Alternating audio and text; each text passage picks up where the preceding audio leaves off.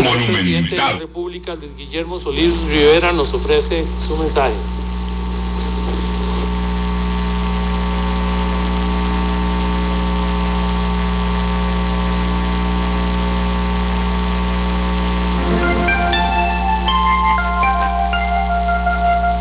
Monumental.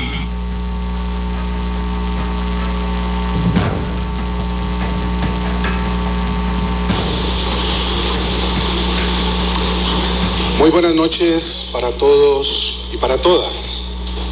Sean mis primeras palabras antes de iniciar esta alocución de sentido pésame y de traslado de nuestra más sentida condolencia al señor expresidente de la Asamblea Legislativa, don Henry Mora, por el sensible fallecimiento de su señor padre. Asimismo, le hago llegar en nombre del gobierno de Mercedes y en mi propio nombre nuestro abrazo fraterno a él y a todos a quienes en vida quisieron a su señor padre. Quiero felicitar a don Henry por el fin de su mandato y felicitarlo a usted, señor presidente, y a sus compañeros de directorio por el mandato que han recibido y la labor que estoy seguro desempeñarán con excelencia durante el próximo año. Señor Rafael Ángel Ortiz Fábregra, presidente de la Asamblea Legislativa, señoras y señores integrantes del nuevo directorio legislativo, señora doña Zarela Villanueva Monge, presidenta de la Corte Suprema de Justicia, señor don Luis Antonio Sobrado González, presidente del Tribunal Supremo de Elecciones, señor don Helio Fallas Venegas, primer vicepresidente de la República, señora doña Ana Elena Chacón Echeverría, segunda vicepresidenta de la República, excelentísimo y reverendísimo Monseñor José Rafael Quirós Quirós, arzobispo metropolitano, señoras y señores ministras y ministros de gobierno, excelentísimos señores y excelentísimas señoras embajadoras y embajadores, jefes de misión acreditados ante el gobierno de la República, señoras diputadas, señores diputados, señoras y señores magistrados de la Corte Suprema de Justicia, señoras y señores magistrados del Tribunal Supremo de Elecciones, señora doña Marta Eugenia Acosta Zúñiga, Contralora General de la República, señora doña Ana Lorena Brenes Esquivel, Procuradora General de la República, señora Montserrat Solano Carboni, Defensora de los Habitantes, señoras y señores compatriotas. El espíritu del constituyente dejó plasmado en nuestra Carta Magna la responsabilidad de que quien ocupa la presidencia de la nación rinda informe al Parlamento año a año sobre su labor en el gobierno. Fiel a ese mandato del artículo 139 de nuestra Constitución Política, comparezco ante ustedes, señoras y señores representantes del pueblo de Costa Rica, a rendir informes sobre el estado político de la República y a proponer una serie de medidas que juzgo de importancia para la buena marcha del gobierno y el progreso y bienestar de la nación. Vengo pues a rendir cuentas ante todas y todos los costarricenses de lo que ha sido el primer año de labores de mi administración y a asumir las responsabilidades que de ello se derivan. Sí, comparezco para compartir aciertos y desaciertos, alegrías y sinsabores, retos y esperanzas, realidades e ilusiones vividas durante este periodo. Pero sobre todo, vengo a invitar a esta Asamblea Legislativa, expresión genuina de la soberanía popular, para que sin demora alguna, con responsabilidad, con lucidez y determinación, Gobierno y Parlamento profundicemos el compromiso de fortalecer nuestra democracia y profundizarla, modernizarla, volviéndola más eficiente y capaz de escalar a cimas más altas, no por medio de ejercicios fútiles de imposición de unanimidades inexistentes, pero sí en el marco de un renovado diálogo multipartidario. Esa es mi aspiración y mi anhelo que les transmito con sinceridad y con buena voluntad. Es propósito fundamental de este gobierno que, en medio de la pluralidad de ideas y la diversidad de intereses que dominan a nuestra sociedad en esta fase de su historia, continuemos construyendo nuevos consensos políticos y sociales que permitan a Costa Rica liquidar los rezagos del pasado,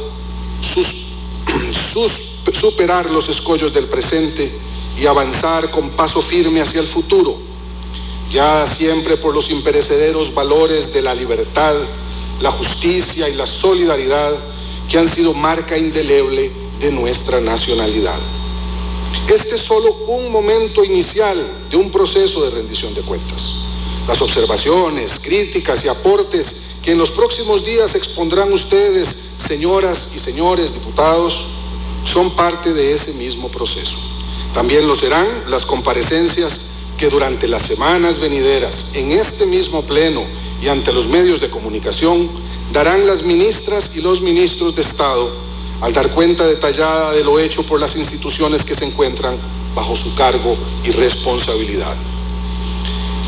Desde antes de iniciar la gestión de gobierno, asumí como propia y se me mandó liderar la exigencia de la ciudadanía costarricense que demanda cambios profundos y sin precedentes en la política nacional. Gobernar para colmar esa exigencia ha sido un desafío complejo, el cual no ha concluido ni he desmerecido. Es un proceso que tomará los 3 años todavía que tengo en mi mandato y muchos otros posteriores a este.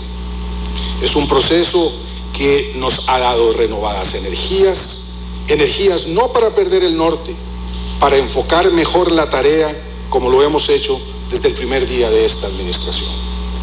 En esa perspectiva, me complace rendir cuentas sobre las decisiones que hemos adoptado en el último año, decisiones que nos permiten mantener nuestro nivel de vida y que enrumban al país hacia mejores condiciones de crecimiento, prosperidad y equidad.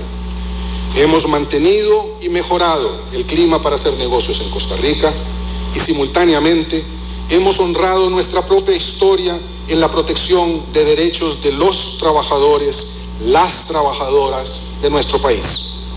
Campesinos, pequeñas empresas, jóvenes y mujeres emprendedoras, de la economía social, de los diversos sectores del país, se benefician cada vez más de la recuperación del mercado interno, gracias al apoyo sustantivo de la banca para el desarrollo.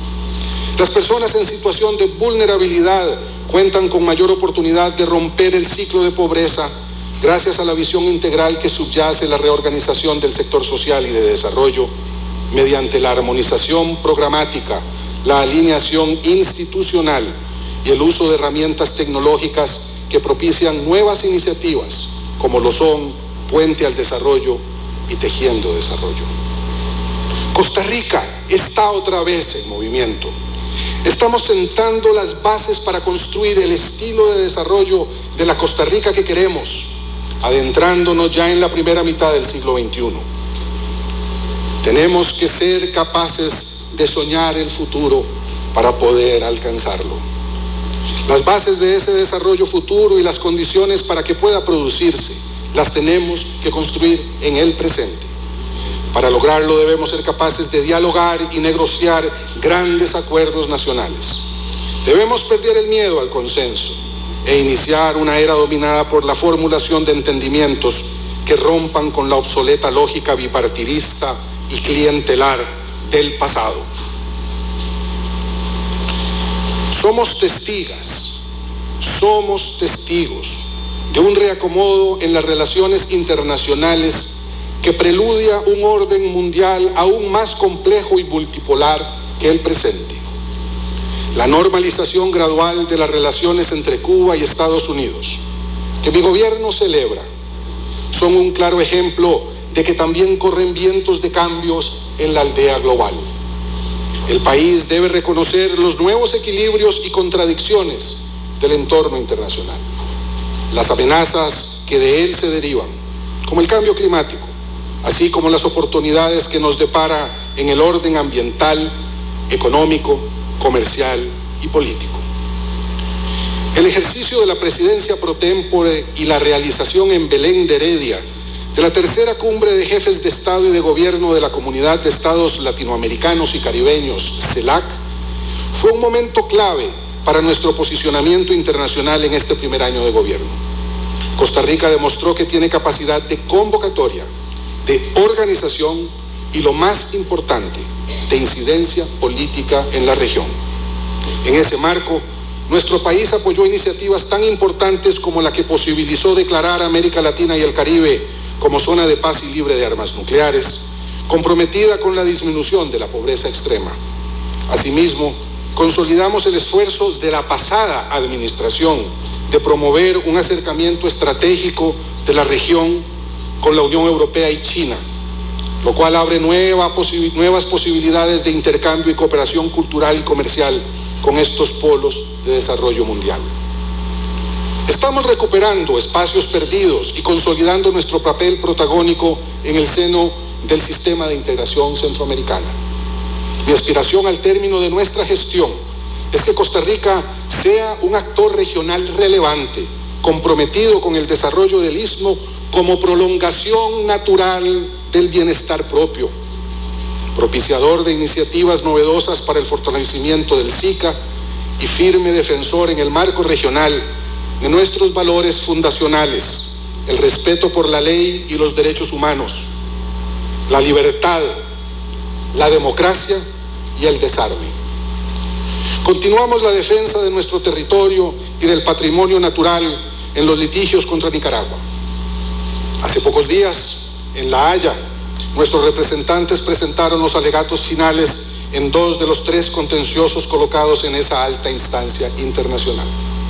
A este respecto, reconozco y agradezco a las señoras y señores diputados el respaldo a las acciones emprendidas por esta administración en salvaguarda de nuestra soberanía e integridad territorial.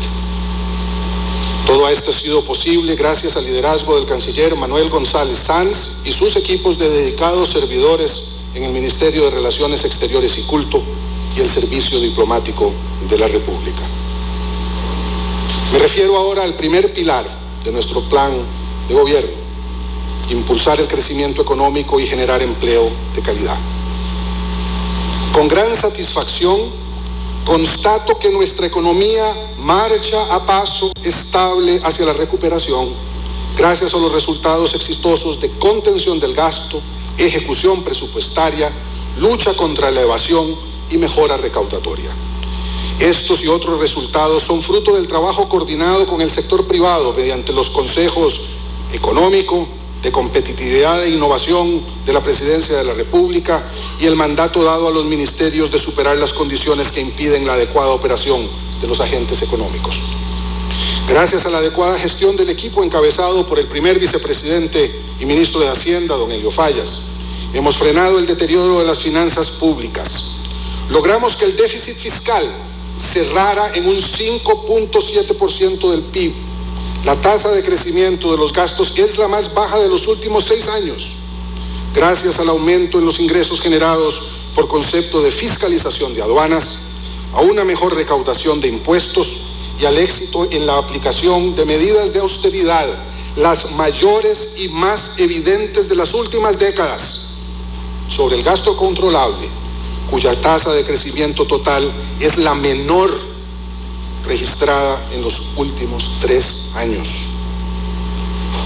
Los esfuerzos por contener el gasto y limitarlo a lo necesario son importantes. Recibimos un presupuesto proyectado para los 8,4 billones y lo recortamos de manera significativa. A pedido de los diputados y diputadas, se disminuyeron 221.000 millones más. Con 2 directrices, se congeló el crecimiento de plazas y se limitó el gasto, con el que se ahorró más de 40.000 millones de colones. Además, se establecieron controles trimestrales de los gastos que garantizan su eficiencia.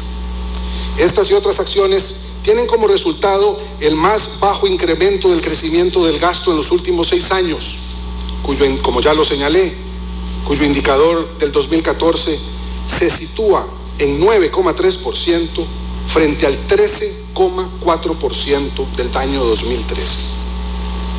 La política monetaria del Banco Central busca reafirmar el compromiso de mi gobierno de mantener una inflación baja y estable que, en el mediano plazo, haga que esta variable converja con los niveles que muestran los principales socios comerciales del país. Alcanzar esta meta adquiere una importancia fundamental cuando se busca atraer inversiones, mejorar nuestra competitividad y ganar la batalla por la producción. La actividad económica creció en el 2014 un 3,5%, tasa insuficiente para salir de nuestros rezagos, pero satisfactoria si consideramos con pragmatismo el entorno internacional caracterizado por un escaso crecimiento en algunos de nuestros principales socios comerciales. Esta cifra, la del 3,5%, es 3 veces más alta que el promedio latinoamericano y casi 2 veces más que el que tienen las economías más avanzadas del mundo. En este contexto, la programación macroeconómica prevé que la economía costarricense volverá a crecer en el 2015 a un ritmo también relativamente satisfactorio, cercano al 4,1%. En el último año, el déficit en la cuenta corriente de la balanza de pagos se ha financiado sostenidamente con flujos de capital de mediano y largo plazo, en particular por inversión extranjera directa, y el sistema financiero continúa mostrando adecuados índices de liquidez y solvencia. El adecuado control inflacionario ha permitido a su vez ajustar a la baja las tasas de interés, lo que se convierte en un importante estímulo a la producción. En cuanto a la política cambiaria, desde el 26 de junio de 2014, el Banco Central decidió con gran acierto regular la intervención del sector público no bancario en el mercado de divisas. En ese contexto, se comprometió a atender directamente con sus reservas internacionales los requerimientos de las instituciones autónomas, en el entendido de que restituirá dichos recursos cuando exista disponibilidad suficiente en la liquidación de divisas por parte del sector privado. Posteriormente, en enero de este año, el Banco Central dio otro paso importante en la modernización de la política monetaria del país al migrar hacia un esquema cambiario de flotación administrada. Bajo este régimen, el tipo de cambio del colón frente al dólar estadounidense estará determinado por la concurrencia de las fuerzas de oferta y demanda de divisas. No obstante lo anterior, el Banco Central se reserva la posibilidad de intervenir de manera discrecional en el mercado cambiario con el fin de atender sus propios requerimientos y los del sector público no bancario para evitar fluctuaciones violentas en la cotización de nuestra moneda, tales como las que encontramos al inicio de nuestra gestión. A 3 meses de su entrada en vigencia, los resultados de la flotación administrada han sido positivos. La transición ha sido ordenada. Los agentes económicos saben hoy que en este gobierno la política cambiaria se maneja con prudencia, responsabilidad, neutralidad y transparencia. En concreto, la economía marcha razonablemente estable, aunque necesitamos dinamizarla y no cejaremos en nuestro empeño por lograrlo. Un reconocimiento a esta ruta confiable en materia económica es la invitación formulada por la Organización para la Cooperación y el Desarrollo Económico, la OCDE, para que Costa Rica inicie su proceso de adhesión a este prestigioso foro mundial, lo que representa un claro mensaje al mundo de la solidez de nuestras condiciones institucionales y competitivas. También rinde testimonio a la voluntad del gobierno de continuar los esfuerzos iniciados ciertamente en la administración anterior por asumir y vencer retos en nuestras rutas y el desarrollo en el marco de las mejores prácticas y las instituciones más fuertes del mundo contemporáneo. Costa Rica fortalece sus condiciones de competitividad internacional y ofrece un mejoramiento en el clima y condiciones de inversión extranjera, gracias a la incorporación del empleo como criterio central y prioritario para su promoción, la priorización de las inversiones hacia zonas de menor desarrollo relativo y el énfasis en la inversión de alto valor agregado nacional y encadenamientos productivos.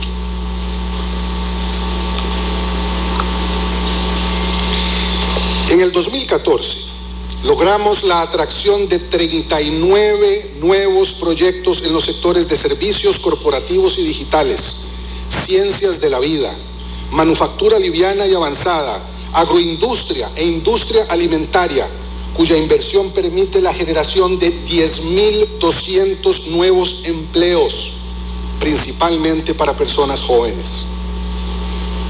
Hago un reconocimiento al ministro Alexander Mora y al equipo de COMEX, CINDE y Procomer, por su esfuerzo en esta materia. Una prioridad central de la administración es mejorar significativamente la infraestructura logística del país mediante la construcción y actualización de importantes obras que impactan positivamente nuestra competitividad. Desde el primer día de gobierno, el Ministerio de Obras Públicas y Transporte, bajo la batuta de su titular, Carlos Segnini, emprendió acciones que permitieron triplicar el portafolio de proyectos de infraestructura, pasando de $775 millones del 2014 a 2.280 millones a marzo de este año. Gracias a la acción de la Asamblea Legislativa, de ustedes, señoras y señores diputados, hemos roto años de adormecimiento en el desarrollo de obras importantes como la ampliación de la ruta San José-San Ramón y la ruta 32 a Limón. También se reactivaron obras en vías como Sifón, La Abundancia, Chilamate o el Tacóper y los puentes de la ruta 1856, de aquella trágicamente llamada trocha fronteriza, que hoy se va a convertir en un importante instrumento para el desarrollo de los pueblos y de la región norte de Costa Rica. Este entramado vial, junto con el inicio de obras de la terminal de contenedores de Moín, la reciente apertura del muelle granelero en Puerto Caldera, la rehabilitación del muelle de Golfito y de Punta Arenas que está en marcha y la próxima apertura del puesto fronterizo de Las Tablillas el día de mañana en una primera fase, conforman una red crecientemente eficiente que mejorará de forma gradual las condiciones para el transporte local y la exportación a través de nuestros mares. Nuestra lucha por la competitividad también incluyó el cumplimiento de nuestra promesa de mantener estables las tarifas eléctricas desde julio del 2014 hasta diciembre del 2015. Esto ha sido posible con la colaboración del ICE, una institución ejemplar que es modelo en el mundo por la producción de energías limpias, al grado que en el 2015 el 97% de la energía que se consume en Costa Rica se producirá con fuentes renovables. La reducción del costo de la vida es central para las familias. Por ello estamos impulsando una serie de medidas de reactivación económica, entre las que destaco el esfuerzo por contener los aumentos desmedidos en el costo de la electricidad, que ya señalé, la ruptura del oligopolio del cemento, que permitirá la construcción de vivienda a menor costo, una mejor y más eficaz contraloría de los precios al consumidor y principalmente para nuestras micro, pequeñas y medianas empresas, generalmente agobiadas por la falta de avales y la informalidad, la reforma de la banca de desarrollo y la recuperación de la banca del Estado para el cumplimiento de sus objetivos de impacto social.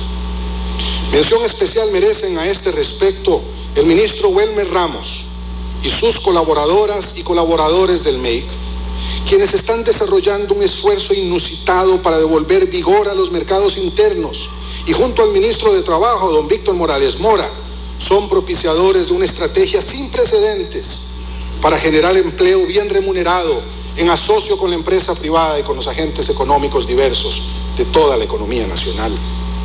La banca nacional está comprometida con la reorientación de los ahorros hacia la reactivación económica y al apoyo a la pequeña y mediana producción, en particular garantizando la reducción de tasas de interés y ampliando plazos de crédito. En esa dirección, la construcción de un mercado mayorista en la región Chorotega y para la región Brunca, en un segundo momento, y su articulación con agricultoras y agricultores en la zona norte-norte, el eventual desarrollo de una zona económica especial en la región Pacífico Central y el apoyo al turismo cultural, arqueológico y ambiental en Osa, Golfito y Corredores son algunos de los proyectos que se impulsan de manera decidida y continuarán siendo objeto de nuestra atención en este segundo año de gobierno. Hemos contribuido con el desarrollo de la autonomía económica de las mujeres, que amplía sus capacidades emprendedoras. Se han destinado 1.779 millones de colones en capital semilla a 1.417 mujeres, de las 5.000 que nos comprometimos a apoyar al término de mi gobierno para sus proyectos de emprendedurismo, con una articulación estratégica del IMAS, el MEIC y particularmente el Instituto Nacional de las Mujeres, donde la ministra Alejandra Mora y sus colaboradoras han generado una alianza productiva virtuosa con las mujeres emprendedoras de Costa Rica. Para estas ciudadanas, que son un ejemplo de perseverancia y capacidad, creamos en noviembre pasado la Red Nacional de Apoyo para el Fortalecimiento Social y Económico de las Mujeres, el cual estructura un marco institucional que favorece los desarrollos de emprendimientos y pymes liderados por mujeres. Conforme al compromiso de dignificar al campesino y rescatar la producción para el mercado interno, en estos 12 meses logramos la reactivación del sector frijolero, la defensa del sector arrocero y la mejora en la comercialización de productos mediante el rescate y sanación financiera del Programa de Abastecimiento Institucional PAI del Consejo Nacional de la Producción, así como mejoras en el seguro de cosechas del INS, lo que beneficia directamente a las pymes de un sector con tanta incidencia en el bienestar de la población como lo es el sector agroproductivo. El gobierno que apuesta por el fortalecimiento del agroproductivo, ello en el marco de un trabajo sectorial cada vez más estrecho, en que el Ministerio de Agricultura y Ganadería, el Instituto Costarricense Nacional de Desarrollo Rural INDER y el Consejo Nacional de la Producción despliegan niveles de coordinación institucional que se habían perdido desde hace más de 3 décadas. Felicito a los jerarcas de estas entidades, Luis Felipe Arauz, Ricardo Rodríguez y Carlos Monge, y a sus equipos técnicos y administrativos por esa tarea. Ahora bien, lo digo sin tapujos, señoras y señores diputados, no quedo conforme con estos resultados, no quedo conforme con ellos. El país merece y necesita mejores tasas de crecimiento, una reducción del déficit fiscal de al menos 3 puntos al final de mi gobierno. Necesitamos acelerar la conectividad de Costa Rica, mejorar las condiciones de competitividad de su economía y acelerar la formación del recurso humano, que sigue siendo hoy nuestro principal atractivo como punto focal de atracción de inversión extranjera directa. No obstante ello, para lograrlo se requieren importantes cambios estructurales que solo se darán si todas y todos asumimos nuestras responsabilidades. Y aún en ese contexto auspicioso que por el momento no se percibe, la transformación tomará tiempo y no será fácil. Sin embargo, Costa Rica es más grande, es mucho más grande que la resistencia de sectores interesados en defender el estado de cosas actual. En lo que me toque, sabré honrar esa aspiración superior. Me refiero ahora al segundo pilar, la reducción de la desigualdad y el combate a la pobreza. A mi gobierno, señoras y señores diputados, le tocó iniciar labores con el Magisterio Nacional en las calles, reclamando con toda justificación el pago oportuno de sus salarios. Sin embargo, me congratulo también de dejar constancia ante ustedes de algo que la ciudadanía sabe y valora.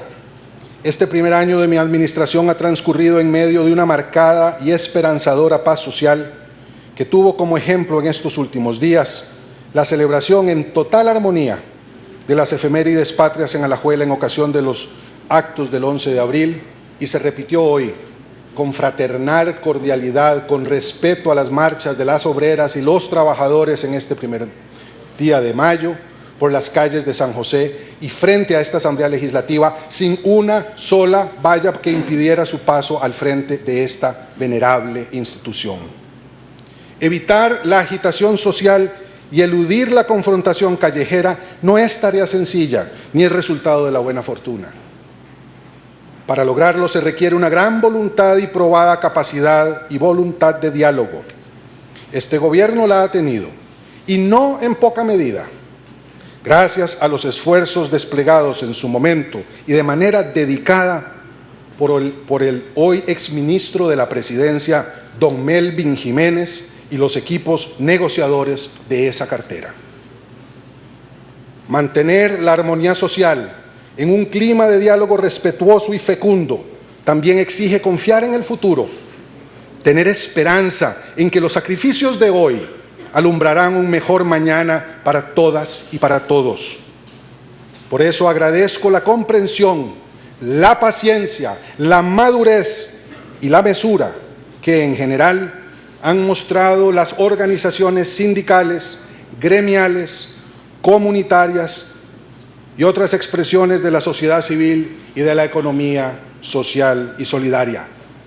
Celebro su elevado sentido de responsabilidad y su permanente disposición al diálogo con una administración comprometida con la justicia social y la búsqueda de la equidad, a la que no le falta voluntad para encontrar soluciones no violentas a demandas casi siempre justificadas de mejoramiento de las condiciones de vida de quienes menos tienen. En la Costa Rica de nuestros días existen diversos sectores que tienen múltiples y variados motivos para protestar. Hay luchas justas cuyas demandas han sido postergadas por demasiado tiempo. Sin embargo, es muy limitada la capacidad económica del Estado, no la voluntad política de esta administración para atender esos requerimientos.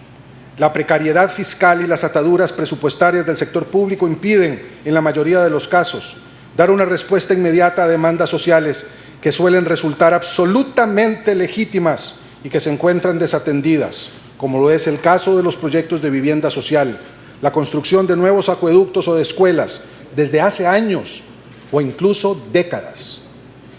También hay que reconocer a este respecto que incluso en aquellos programas en donde existen los recursos financieros necesarios para hacer obras, que no son pocos, el gobierno sufre de una muy limitada capacidad de gestión, así como de una injustificada tramitomanía que limita y encarece mucho la realización de obra pública.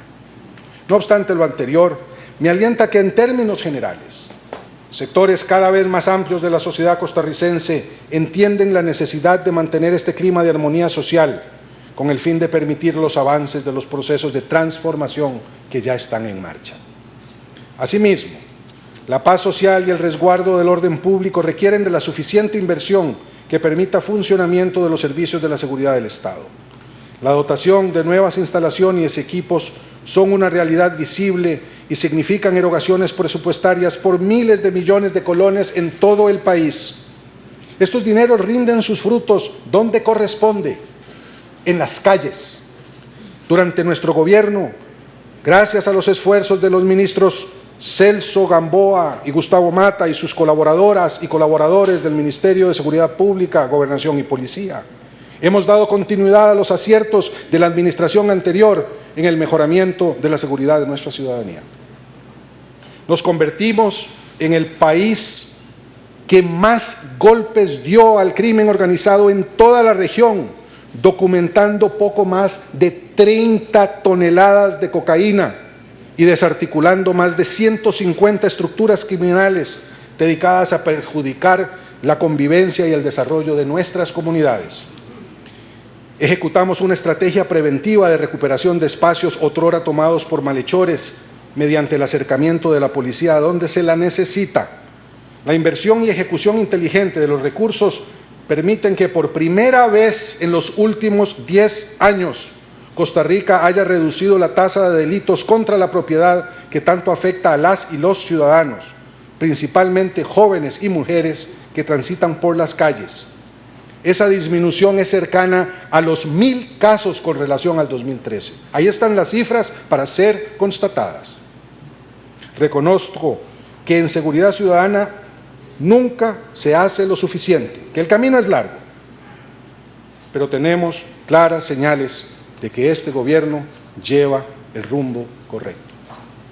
En resumen, durante el primer año de la presente administración, además de estabilidad macroeconómica, Costa Rica recuperó niveles de estabilidad social que hace ya tiempo no disfrutaba.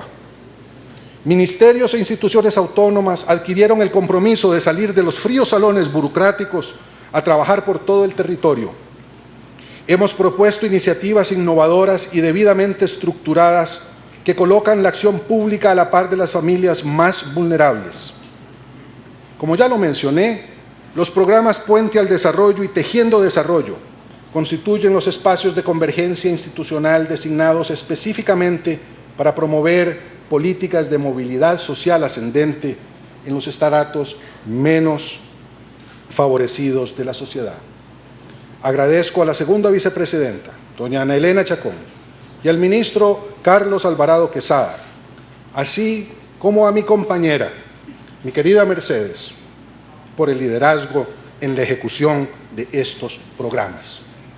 El primer caso, Puente al Desarrollo, tiene como meta impactar la pobreza extrema mediante la certera identificación y atención coordinada, directa y con seguimiento permanente, in situ, allí donde se encuentran de 54.600 familias ubicadas en 75 distritos prioritarios que concentran el 65% de las familias en pobreza extrema del país. Este programa asegura la ejecución de los recursos de manera ordenada y sin despilfarros desde un nuevo paradigma cuya intervención concibe la pobreza más allá de la cifra de ingreso económico familiar. Asimismo, el programa Tejiendo Desarrollo complementa este cambio de paradigma en la forma de intervención del Estado a nivel local al promover políticas de desarrollo en los 33 cantones y 11 territorios más vulnerables del país, en estrecha colaboración con los gobiernos locales y otras fuerzas de la organización comunal. En este proceso se han activado, fortalecido y articulado espacios de coordinación interinstitucional público-privados a nivel comunal, cantonal, territorial y regional. En el marco de los diálogos cantonales se han identificado proyectos que llamamos detonadores de desarrollo integral y sostenible, los cuales responden conjuntamente a los pilares del Plan Nacional de Desarrollo y a los principales retos identificados en cada territorio. Es prioridad de esta administración brindar solución habitacional de alta densidad a la mayor cantidad de familias en situación de pobreza. Tras varios años de desatenciones y desorden administrativo, nos hemos comprometido con una gestión efectiva, rigurosa y apegada a la ley, atenta a las necesidades de la población que sufre la carencia de un hogar digno o la incertidumbre de mantener en el que habitan en condiciones infrahumanas. El sector financiero de la vivienda está en proceso de recuperación de su capacidad de planificación y del poder de decisión, comprometido de manera explícita con los procesos de transparencia en el uso de los recursos y en mejorar la eficiencia y la eficacia de las instituciones involucradas. Por ello, está mejorando la localización y diseño de los proyectos y poniéndose orden en el registro de los beneficiarios, según lo ha señalado de manera reiterada y convincente el ministro Rosendo Pujol y sus colaboradores. Durante este primer año de gobierno se han otorgado 8.755 bonos de vivienda y 3 bonos comunales, con la inversión aproximada de 68.200 millones de colones que benefician a 3.219 familias y cuyo ritmo de aprobación es similar al del último lustro. 726 familias, señoras y señores diputados, 726 familias han sido relocalizadas debido a los fenómenos de desastres. Se está promoviendo el reasentamiento de casi 200 familias para la construcción de la carretera de Circunvalación Norte y se atienden 95 grupos organizados con necesidades específicas de vivienda de forma regular. La meta de mi gobierno es continuar en esta ruta de cumplimiento técnico en la asignación de los bonos y ampliar significativamente el otorgamiento de bonos comunales para multiplicar el número de beneficiarios del Sistema Financiero Nacional de la Vivienda, incorporando líneas de crédito para la clase media y la población joven de nuestro país. Generar condiciones apropiadas de cuidado para niñas y niños favorece no solo su desarrollo integral, sino también el ejercicio de los derechos y autonomía de las madres de familia. Por ello, esta administración ha dado seguimiento al programa Red de Cuidado Infantil mediante la integración de los CENSINAI, los CAIS y los SECUDIS, a fin de asegurar la sostenibilidad de un modelo de atención creciente. Tenemos el reto de que ello adquiera una adecuada interacción entre las distintas modalidades de atención para fortalecer el trabajo de las mujeres y el desarrollo de los infantes. Con el mismo afán de continuar generando condiciones para la familia y el acceso de trabajo para las mujeres, como hoy nos lo exigía nuestro pastor en la homilía del 1 de mayo. Recientemente promovimos el protocolo para la atención integral a mujeres vinculadas a un proceso penal y sus familiares dependientes en situaciones de vulnerabilidad, que establece condiciones y oportunidades para mujeres que han pasado por el proceso penal y desean construir un proyecto de vida digno para ellas y sus familias. En el área de la salud, los esfuerzos preventivos permiten comunicar la disminución de la tasa de mortalidad infantil y la disminución en un 78% de los casos del dengue en relación con el año 2013. Nuestro compromiso con la población en edad de estudio es inclaudicable. En el año 2015, por primera vez en muchos años, por primera vez, el Fondo Nacional de Becas, el FONABE, hizo efectivos los primeros depósitos a las familias de estudiantes antes de finalizar el mes de enero, como resultado de la renovación y la depuración masiva de las becas de niñas, niños y adolescentes. Cuando se inició el curso lectivo de este año, ya se habían depositado más de 2.200 millones de colones en las cuencas bancarias de más de 115.000 estudiantes. También por primera vez, funcionarios de FONABE visitan comunidades indígenas para priorizar el otorgamiento de becas a esta población. No sé, señoras y señores diputados, por qué se ha de señalar como extraordinario que se paguen las becas en tiempo. Pero lo cierto es que en este país eso no se hacía y ahora sí se ha logrado hacer. Y ese logro, que no es fruto de la casualidad, sino del trabajo dedicado del Ministerio de Educación, debe ser conocido y reconocido. Siempre en el ámbito de la educación y la capacitación se destacan los esfuerzos realizados para aumentar la cobertura educativa, especialmente en preescolar y secundaria y educación diversificada, y también para reducir la expulsión, la mal llamada deserción de alumnos de nuestros centros educativos. La estrategia nacional Yo Me Apunto promueve la permanencia, fomenta la reintegración de los estudiantes al sistema educativo y busca el éxito escolar en un marco de mejora de la gestión de los centros educativos. Agradezco a la ministra Sonia Marta Mora y a los miles de colaboradores que ella tiene en el MEP en todo el país, la creatividad y el compromiso con que han realizado su trabajo. Costa Rica merece reducir los niveles de pobreza y la desigualdad, y mi gobierno está comprometido con ese anhelo, que es uno de los ejes centrales de nuestra hoja de ruta. Permítanme referirme ahora al tercer pilar, un gobierno abierto, transparente, eficiente, en lucha frontal contra la corrupción. Nuestro gobierno está convencido que la inversión pública bien canalizada y ejecutada reactiva la economía y mejora la calidad de vida de miles de hogares.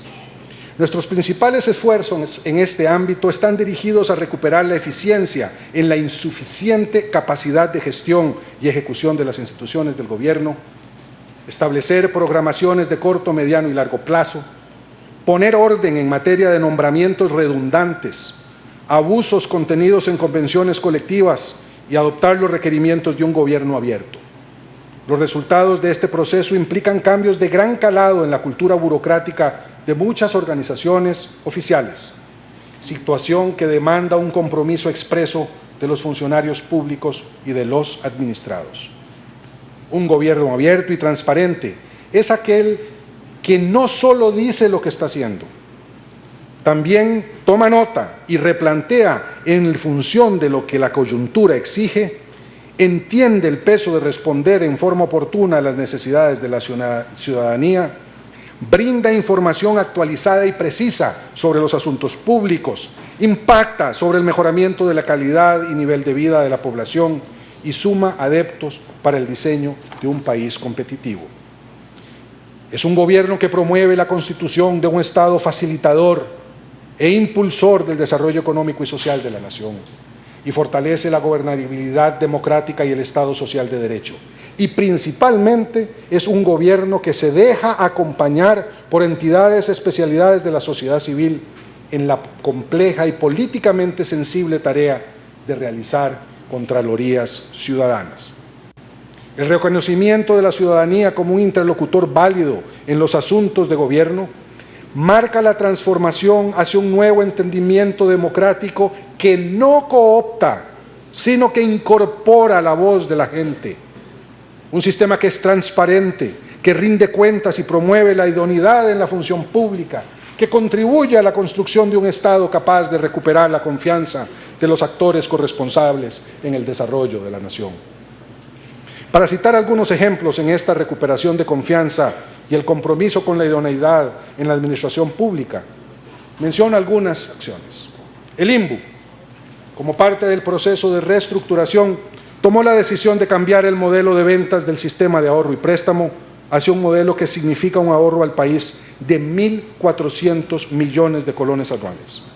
En enero del 2015, y tras 48 años de postergación, 48 años, casi medio siglo, Dinadeco inició la entrega de personerías jurídicas en las 9 sedes regionales de la dirección, con el propósito de empoderar la actuación de esa dirección en el territorio y ajustarla a las necesidades de la comunidad.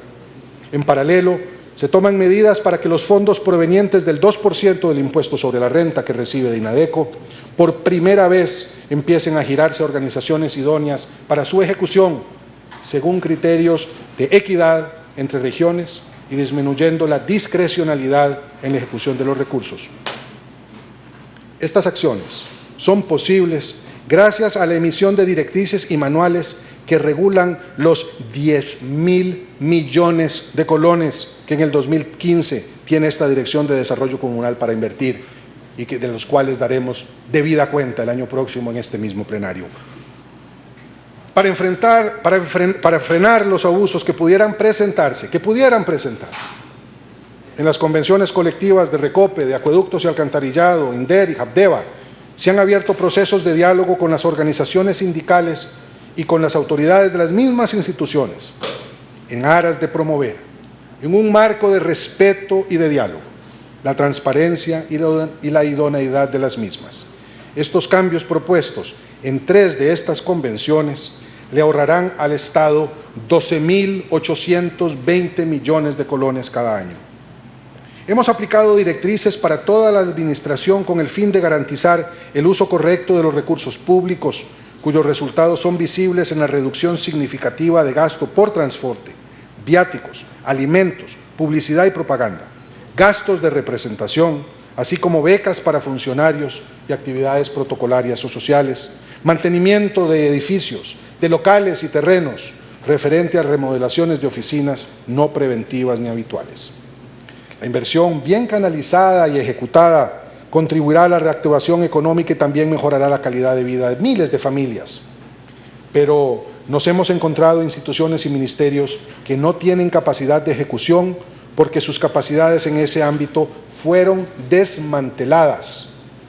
Por ello, nuestra principal tarea ha sido recuperar la capacidad de gestión, de planificación y eventualmente de ejecución del gobierno. Una tarea que todavía es incipiente y poco efectiva. En lo que respecta a las acciones para darle eficiencia al Estado, un cambio sustantivo puesto en marcha es la mirada de largo plazo plasmada en el Plan Nacional de Inversión Pública. La reducida capacidad de ejecución ha sido también resultado de la ausencia de planificación en la administración pública, la cual se revierte con la formulación de este plan y el Banco de Proyectos de Inversión Pública elaborado por el Ministerio de Planificación, el Ministerio de Hacienda y el Banco Central.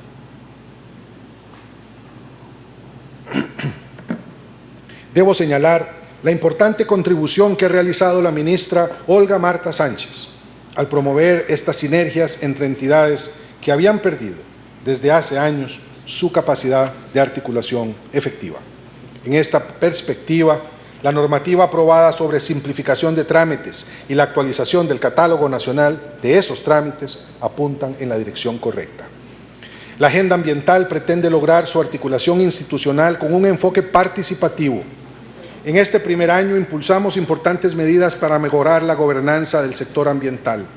La reestructuración de SETENA y una gestión transparente y eficiente de la Dirección de Transporte y Comercialización de Combustibles permitirán mejorar la competitividad del país. La consolidación legal del Ministerio de Aguas, Mares, Costas y Humedales posibilitará una mejor gestión de las políticas públicas en esa materia, tanto como del ordenamiento marino costero. También se ha iniciado la reestructuración del Sistema Nacional de Áreas de Conservación, el SINAC, para asegurar un funcionamiento eficiente y eficaz de esa entidad. Este proceso, junto con el replanteamiento de la Comisión Nacional de Gestión de la Biodiversidad, facilitará conservar el patrimonio natural y la biodiversidad de nuestro país. Por primera vez en 30 años, ordenamos el aprovechamiento de la pesca de atún al exigir la utilización de artes más selectivas que reduzcan la captura incidental de especies no objetivo de la pesca en la zona económica exclusiva de Costa Rica. Agradezco al ministro Edgar Gutiérrez, a sus viceministras y viceministro y a los equipos del MINAE y de Incopesca, bajo la batuta del padre Gustavo Meneses, ese esfuerzo. En materia de salud, no puedo pasar por alto la continuación de serias anomalías en diversos servicios y hospitales de la Caja Costarricense del Seguro Social durante este primer año de mi gobierno. No disimularé mi desazón y vergüenza por la reiterada falta de atención a graves problemas que, acumulados desde hace muchos años, se han convertido finalmente en un conjunto de permanentes amenazas a la vida y el bienestar de las y los usuarios y pacientes de los servicios de salud en algunos hospitales de esta emblemática institución, piedra angular de la paz social de la República. He expresado a las autoridades de la Caja Costarricense del Seguro Social con toda claridad mi opinión respecto a su obligación de facilitar en toda forma posible los diversos procesos de investigación en curso, ya sean propios o de las instancias contraloras y del Ministerio Público. También considero que tanto la Junta Directiva como los altos mandos de esa institución deben tomar debida nota de la gravedad y de la reincidencia de estos casos y adoptar, como lo han hecho ya en el caso del Hospital México, medidas rápidas y eficaces para ponerle fin a estas reiteradas expresiones de disfuncionalidad institucional, empezando por las filas, por las presas, por la no atención de los enfermos que requieren de una atención urgente. Aún así, hay muy buenas noticias en la Caja. Hemos dado un salto cualitativo en la extensión de la cobertura del expediente digital único en salud y la creación del Sistema Único de Beneficiarios en el sector de desarrollo humano e inclusión social, en procura de una mejor atención y seguimiento de los casos allí presentados. Pero también para evitar la duplicidad de funciones, reducir las filtraciones y alteraciones de los expedientes que conducen a gastos indebidos de la Administración. Nuestro compromiso con el diálogo. De manera paralela a la atención de la agenda pública nacional, se han implementado diálogos para la atención de problemáticas específicas de orden local, regional y sectorial. La recuperación económica del Caribe es prioridad para este gobierno, tanto y como lo es para la Comisión Caribe integrada por diputadas y diputados de este Parlamento, a quienes saludo respetuosamente. En coordinación estrecha con el Consejo Regional de Desarrollo, se emitió un decreto conteniendo las iniciativas fundamentales para el desarrollo de la iniciativa Costa Rica desde el Caribe. Esta propuesta aglutina un plan de proyectos consensuado entre el sector productivo privado, organizaciones sociales, gobiernos locales y otras instituciones públicas.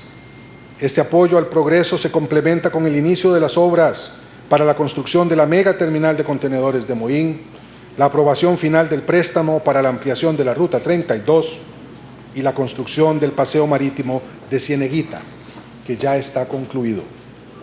La mesa de diálogo con zonas costeras y zonas fronterizas ha trabajado en torno a la construcción e impulso de iniciativas legislativas que brinden seguridad jurídica y opciones legales a sectores pesqueros artesanales, y el abordaje de la agenda indígena en conjunto con representantes de los 24 territorios para avanzar en el cumplimiento de la legislación en lo que a tierras refiere, el diseño formal de mecanismos de consulta y la adecuación de los temas como educación, salud y desarrollo de proyectos en esas regiones.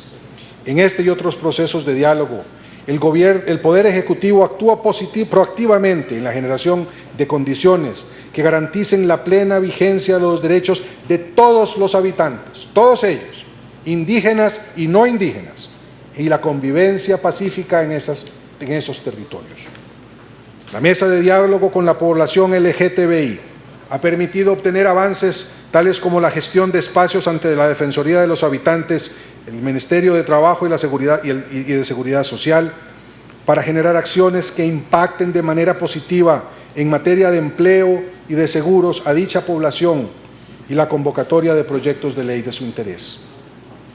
La conflictividad asociada al medio ambiente llevó a que en los últimos meses se diera el diálogo con el sector pesquero nacional, el impulso a las políticas de comanejo en áreas silvestres protegidas, el establecimiento de comisiones de alto nivel para el abastecimiento de agua para Guanacaste y también para el desarrollo de la cuenca del Río Grande de Térraba.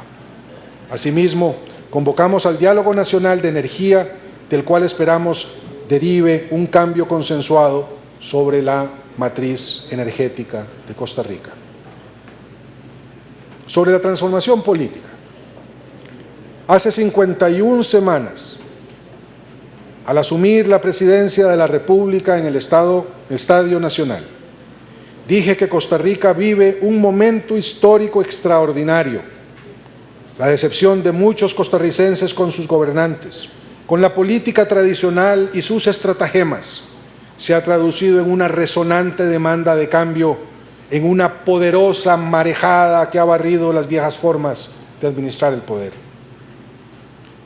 Hoy sigo convencido de que esta es la realidad política que nos envuelve y ese el reto fundamental que afrontamos como nación. Construir juntos una nueva cultura democrática que nos conduzca a mayor prosperidad económica y paralelamente a mayor equidad social. Todos lo sabemos. Decirlo es fácil. Lograrlo, harto difícil. Conscientes de ello, en este primer año de gobierno hemos actuado bajo la premisa de que los costarricenses, las costarricenses, vivimos hoy en una democracia en transición. Bendita la hora en que esto ocurre. Estamos saliendo de la adolescencia democrática. Vamos hacia una democracia adulta, plena y fecunda. Avanzamos de la democracia formal a la democracia real. Hago esta observación porque gobernantes y gobernados y la ciudadanía en su conjunto debemos saber dimensionar lo que realmente acontece en nuestro país para así identificar adecuadamente las causas de nuestros problemas y luego intentar las soluciones más eficaces. Contrario a lo que algunos agoreros suelen anunciarnos, el país avanza resueltamente en la ruta del cambio, lo que jamás podría entenderse como una marcha exenta de sobresaltos y de eventuales tropiezos. Mi gobierno se enorgullece del impulso dado durante este primer año de gestión a este proceso de transformaciones. Más allá de los males que las voces del tremendismo político dicen avisorar, a veces con estridencia inusitada y en muchos casos olvidando su propia responsabilidad en las calamidades que ahora señalan con el vano cálculo de erigirse en salvadores del destino nacional, el país comprende que el cambio es irrenunciable y ha de ser irreversible, que aquí nadie va a regresar al pasado, por más nostalgia que transpiren actores políticos o los grupos de interés económico por ellos protegidos. Desde lo más profundo de mis convicciones, agradezco la crítica constructiva y abierta sobre la conducción de los asuntos públicos, expresada con franqueza y sin cortapisas por la oposición política, por los medios de comunicación y por la ciudadanía a través de las redes sociales. Ahí radica la esencia y fundamento del debate democrático moderno. También la autocrítica, fruto de la conciencia y del más elevado sentido de responsabilidad histórica de quienes ingresamos a la función pública para servir a los intereses de la patria, será siempre indispensable para que mantengamos el rumbo deseado y alcanzamos las metas propuestas. Octavio Paz advirtió que las sociedades libres se paralizan si dejan de ser autocríticas. Comparto ese pensamiento y por eso, al cumplirse este primer aniversario de mi administración, afirmo que este gobierno, el gobierno del cambio que la ciudadanía costarricense me mandó presidir, no se paralizará nunca, ni por la crítica de sus adversarios, ni tampoco por falta de autocrítica. Hemos cometido errores, eso es cierto, los propios e inevitables en todo proceso humano y máxime cuando se quieren corregir desviaciones muy arraigadas en las estructuras económicas y políticas. Pero esos errores no son tantos ni tan graves como lo pretenden hacer creer, con natural visión interesada, quienes se sienten afectados por los cambios que promovemos, ya sea en su órbita patrimonial o bien en sus afectos y ambiciones político-partidistas. No tengamos miedo al debate franco y abierto, pero procuremos, eso sí, que prevalezca el respeto y la lealtad, que su objetivo sea la búsqueda de la verdad y la defensa del interés público a partir de argumentos serios, cifras reales y denuncias suficientemente documentadas. El debate democrático será más fecundo si trascendemos la escaramuza mediática, los enojos fingidos y el catastrofismo calculado con que tantas veces se intentan levantar voces mesiánicas para anunciar futuros irreales. El progreso de un país no se puede construir desde la sospecha, tampoco desde la demagogia.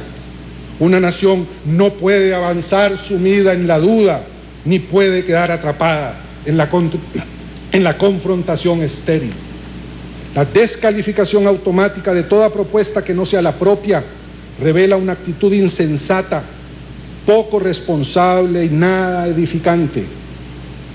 Con absoluto respeto a esta Asamblea Legislativa, a los partidos políticos en ella representados, a todas las fuerzas económicas y sociales, a los medios de comunicación colectiva y a la ciudadanía en general, los exhorto a que elevemos la calidad del debate público. Actuemos como una sociedad democrática moderna, madura, responsable frente a su destino. Aceptemos que aquí todo debe ser revisado y que indudablemente muchas son las cosas por cambiar. La actuación de este Parlamento y la de todas las fuerzas políticas aquí representadas será determinante para tener éxito en este viaje hacia el progreso y la modernidad. También lo será el de los grupos privados, organizaciones de la sociedad civil, gobiernos locales y otras entidades cuya presencia activa en este proceso es tan trascendental como insoslayable. Nuestras prioridades.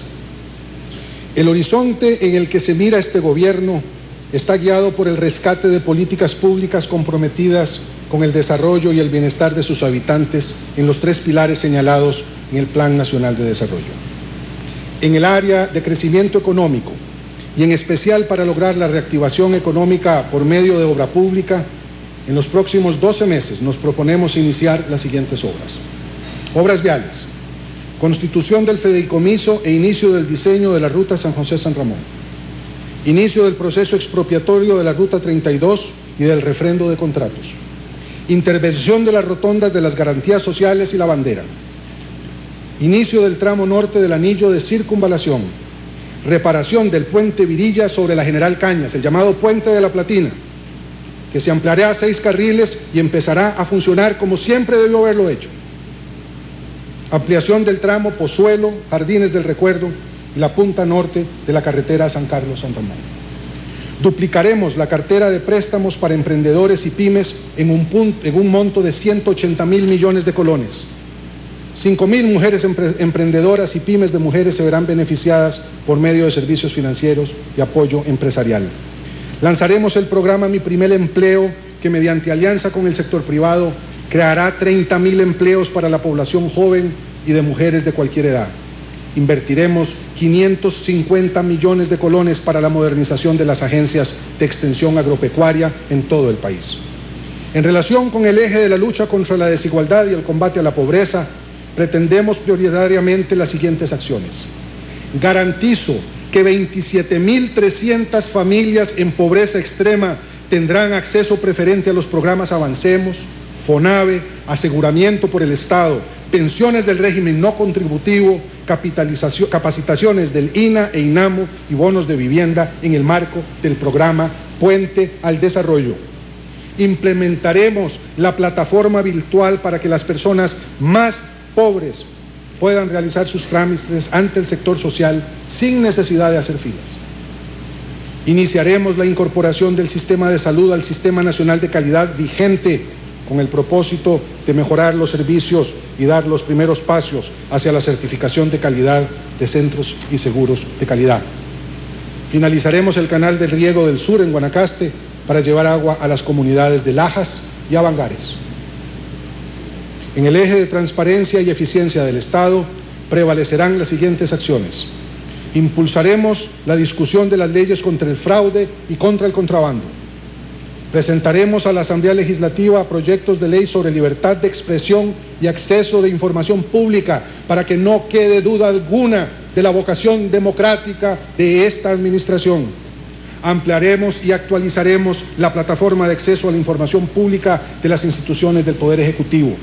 Iniciaremos la elaboración e implementación del Plan de Acción de Gobierno Abierto, en el que se plasmarán los elementos operativos de este modelo en coordinación con el programa Tejiendo Desarrollo, en un proceso de consulta con las comunidades del país. E impulsaremos decididamente la candidatura de Costa Rica a la vicepresidencia de la red de la OCDE para un gobierno abierto e innovador en América Latina. Discusión aparte requiere la puesta en discusión y aprobación del plan de fortalecimiento fiscal.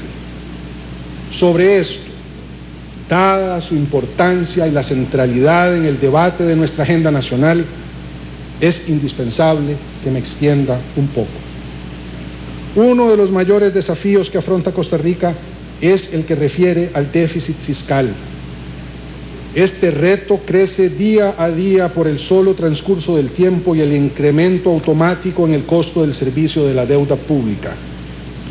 Hace 10 años, el Estado costarricense pagaba a sus acreedores 795 millones de dólares por año solo por concepto de intereses.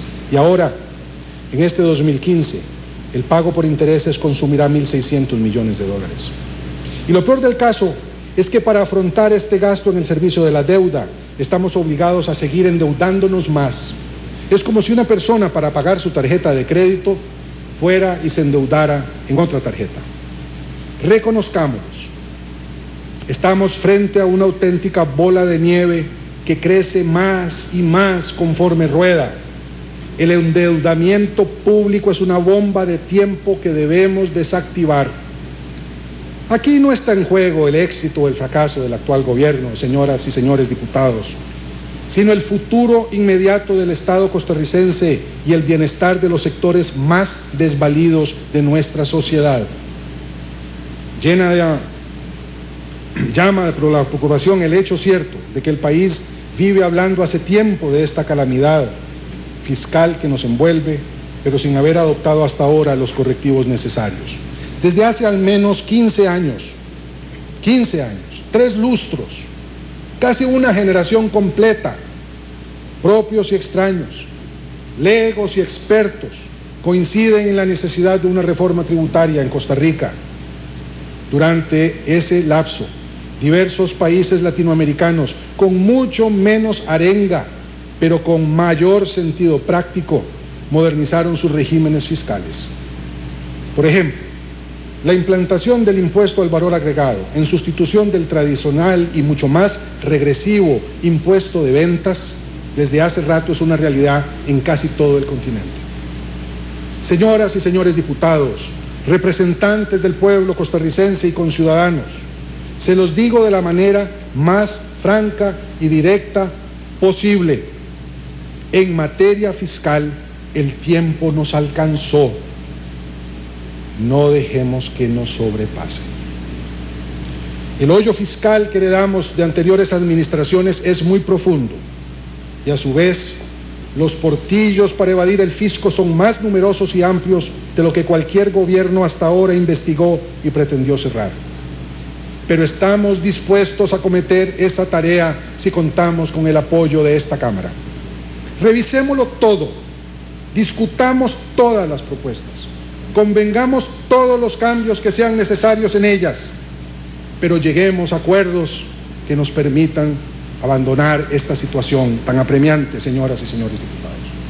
Hagamos algo para evitar que el buen momento por el que atraviesa la economía del país y su potencial para continuar beneficiando a nuestro pueblo se ponga en riesgo.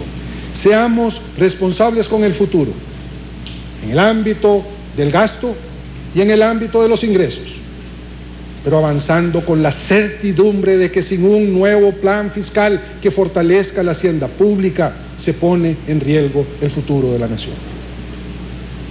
Y traigo para ustedes, señoras y señores diputados, también un mensaje. La política democrática se nutre de la sana diferencia entre las partes.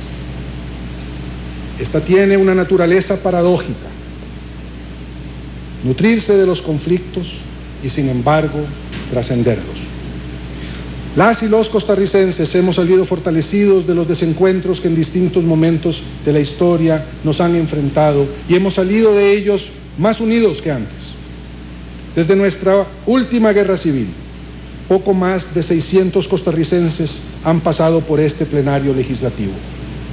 Nosotros tenemos la responsabilidad de honrar su memoria y heredar a las futuras generaciones un país solidario, con justicia social y democracia ejemplar.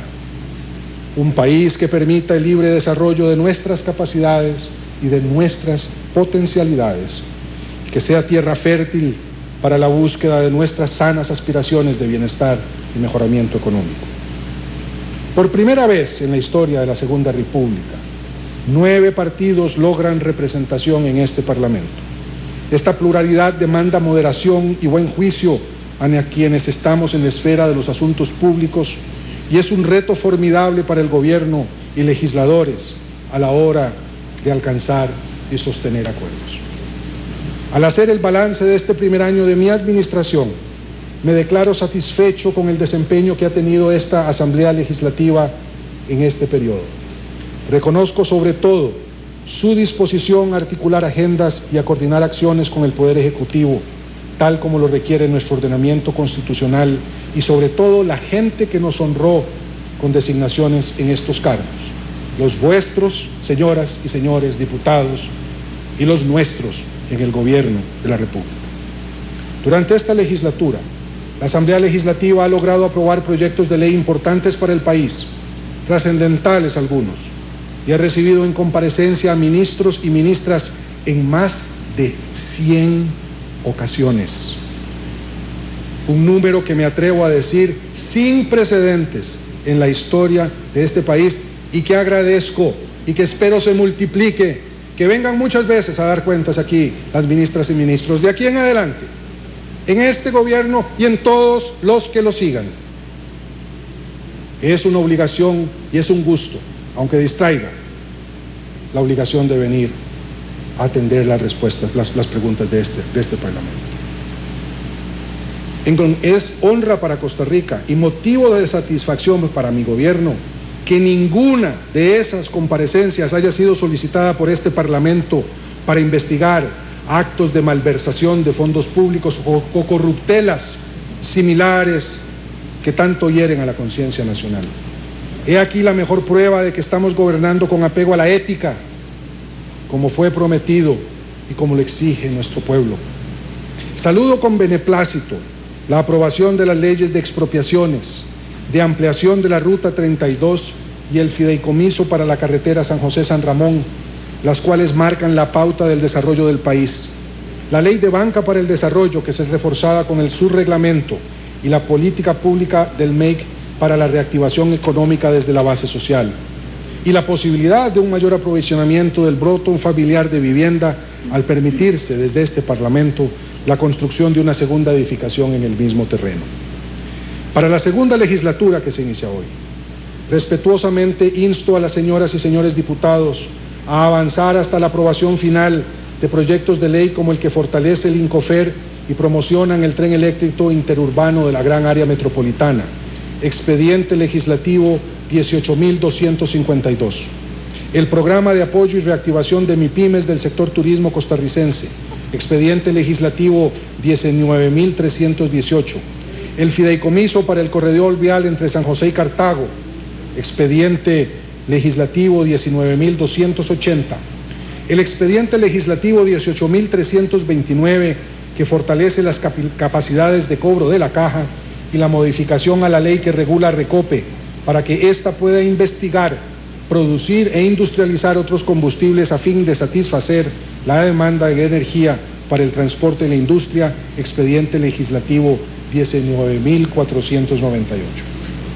Hago mención específica a dos proyectos que debemos aprobar por un compromiso ético y moral con los diferentes sectores de nuestra sociedad, los cuales merecen todas las garantías de que sus derechos se reconocen y serán salvaguardados. Hablo de las iniciativas de ley de fecundación in vitro y sociedades de convivencia. Son temas polémicos, sin duda, temas que por su naturaleza deben ser discutidos y resueltos con sensibilidad y con respeto, pero la tolerancia democrática costarricense sabrá imponerse entre nosotros. Pueden contar con el diálogo abierto y constructivo del Poder Ejecutivo para contribuir a la búsqueda de acuerdos alrededor de estos temas. Respaldaremos las iniciativas que el Poder Judicial pueda generar a efecto de actualizar la ley orgánica, su ley orgánica y la ley de carrera judicial, entre otras, con base en la nueva visión de justicia como servicio público que pone en el centro de sus actuaciones a la persona justiciable. Solicito a la Asamblea Legislativa acoger con especial interés el proyecto que reforma la ley de creación de CONESUP relativo a la calidad de educación superior privada, expediente legislativo 19.549, buscar una pronta decisión al proyecto de bienestar animal, expediente legislativo 18.298, y dar continuidad al trámite de las reformas constitucionales para establecer el carácter multiétnico y pluricultural de Costa Rica, expediente legislativo 17.150, así como la iniciativa que establece el mecanismo para la pérdida de credencial de diputado por violación del principio de probidad, expediente legislativo 19.117.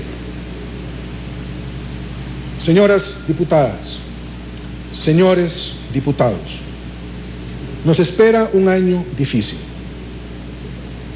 Ni este ni ningún gobierno posterior podrá darle rumbo firme al país mientras el desequilibrio fiscal esté presente en cada discusión de proyectos necesarios para disminuir la desigualdad fiscal, disminuir la desigualdad y la lucha contra la pobreza, fomentar el empleo y el crecimiento económico y mejorar los servicios esenciales que requiere nuestra población. El Gobierno de la República ha cumplido el compromiso de dar muestras de austeridad y eficiencia en el gasto. Los números están a la vista y los proyectos para consolidar esta ruta están en sus manos.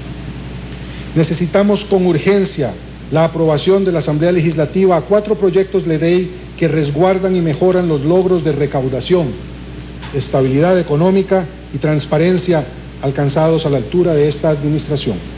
Me refiero en concreto a las iniciativas de lucha contra el fraude fiscal, lucha contra el contrabando, ordenamiento y actualización de los regímenes de exoneraciones y eficiencia y transparencia en la administración de los recursos públicos.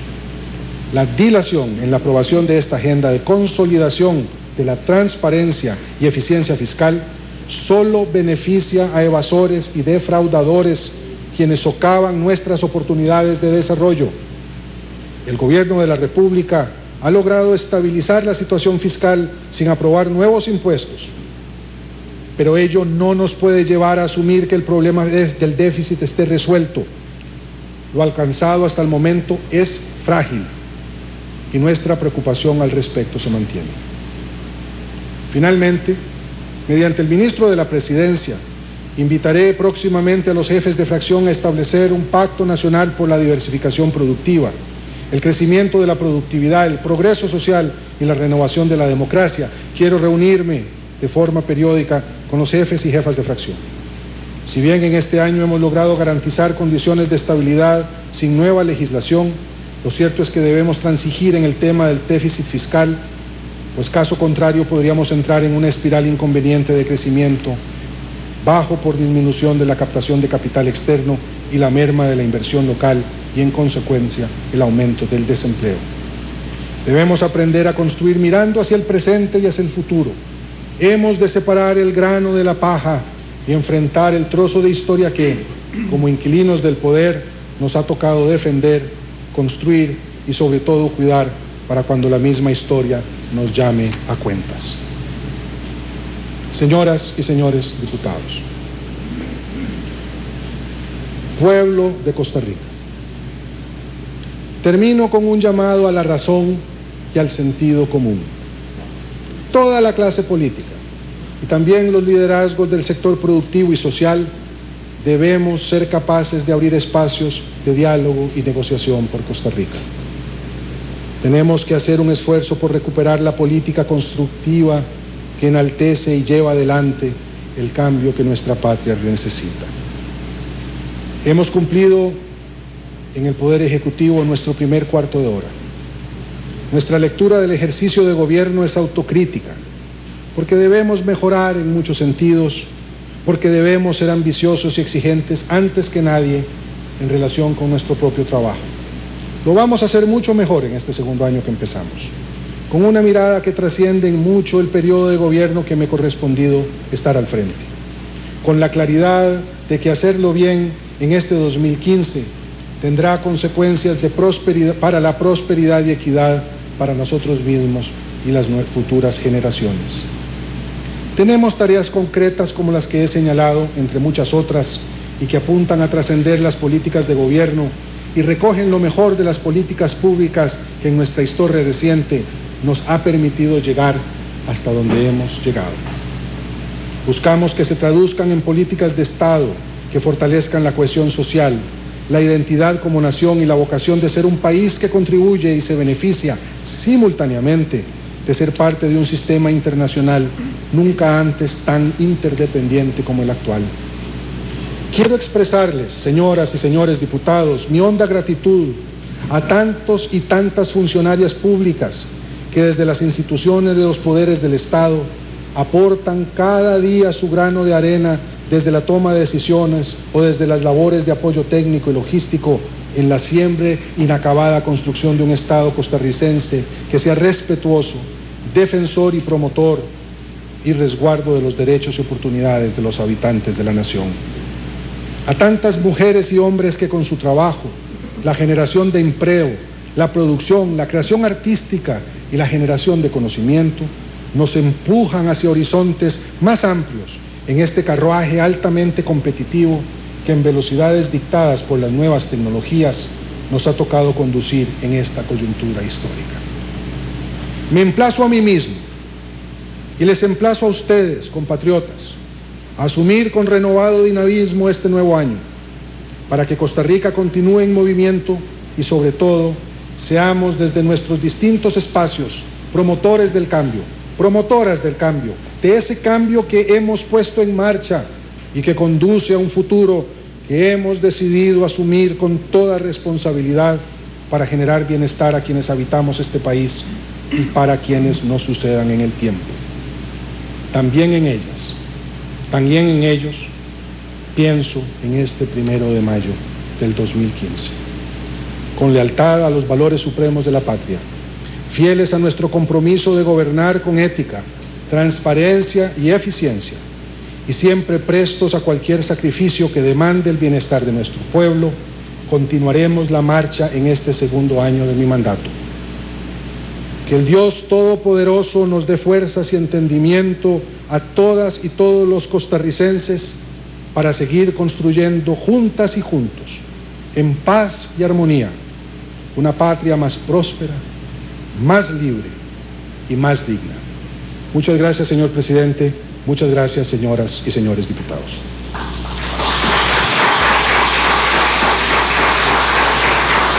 Primero de mayo, una cobertura monumental.